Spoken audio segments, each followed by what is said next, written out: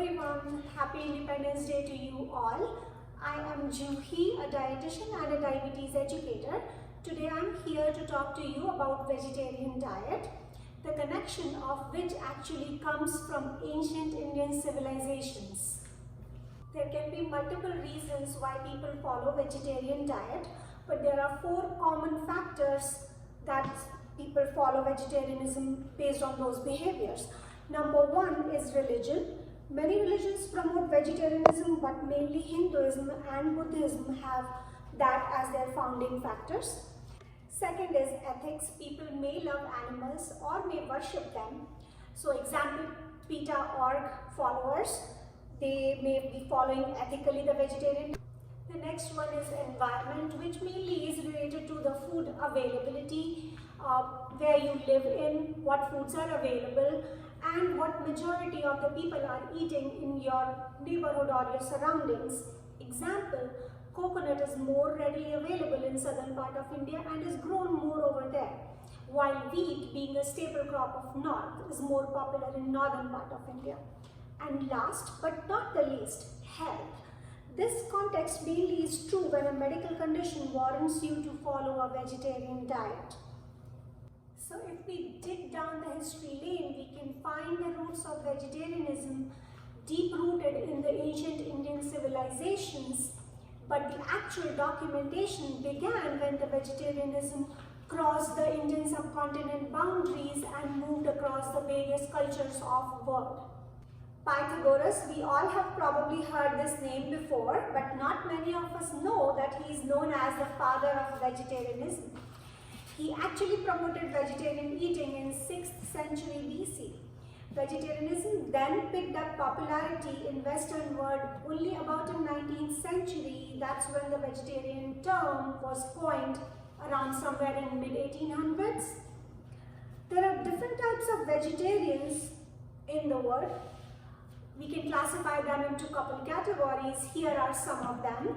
Number 1 being vegans, who do not take any animal product, no meat, no fish, no eggs, no dairy products, not even honey, silk or leather. Then we have lacto-vegetarians, who do not eat any kind of meat or fish or eggs, but other dairy products are okay, and as well as honey. The furthermore category is lacto-ovo-vegetarian, for whom we have eggs, dairy products, honey, they all are okay except for the meat and the fish. This is the most common vegetarian diet followed across the world. The next one we have is pescatarian, for whom no meat is okay but all the seafood is fine. There is a very common misconception that vegetarian diet is incomplete. Actually, if you follow a vegetarian diet, that can be very complete and healthy if you are following a variety of products. Including the variety is very important, as some of the nutrients that are available through plant products may not be as well absorbed by the body. Recent studies have shown vegetarian diet to be proven beneficial in multiple diseases like cancer, diabetes and hypertension. Now let's discuss what are the major nutrients that are talked about to be lacking in vegetarian diet. Mainly these are protein, iron, zinc, calcium, vitamin B12. I will take time and talk to you in detail as we go along regarding these nutrients. So let's talk about proteins. Good protein is found in dairy products, milk, yogurt, cheese. So if you are a lacto-ovo-vegetarian, you can have immense amount of protein without any problems. If you are a vegan, in that case, lentils, nuts, grains, soy and certain type of mushrooms can be your protein choices. Next one on the list is iron. This is a mineral needed for blood formation. You can eat lots of dark green leafy vegetables, dried figs, tomato juice, soybeans, tofu. You can also pair with high vitamin C foods like melons, citrus fruits, peppers, tomatoes, broccoli, and you can have abundant of iron resources for your daily life. Next one on the list is calcium. This can be found in dairy products, very well absorbable by the body. There are vegetarians who follow dairy products, they can have abundant of it.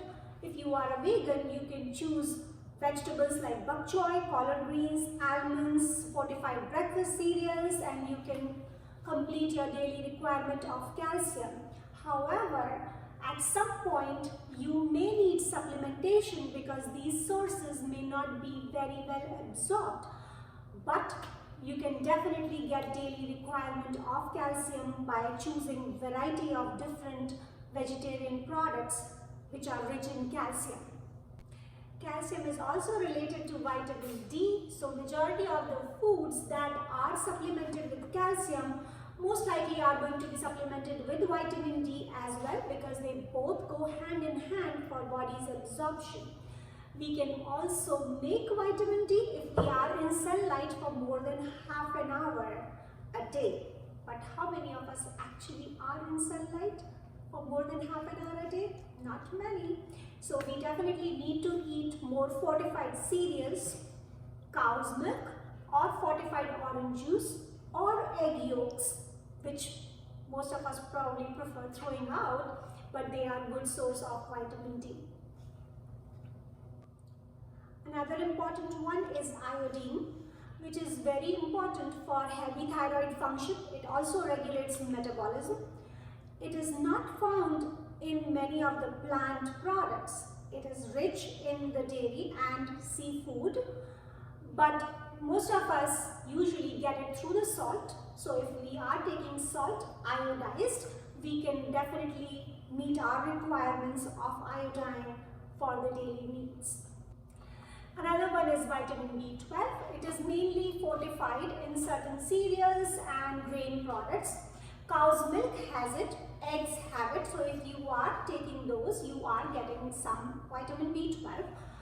In most of the cases, we have noticed that you might need supplementation of B12 if you are a vegetarian. The other nutrients like omega-3 fatty acids you can get through the nuts and the seeds.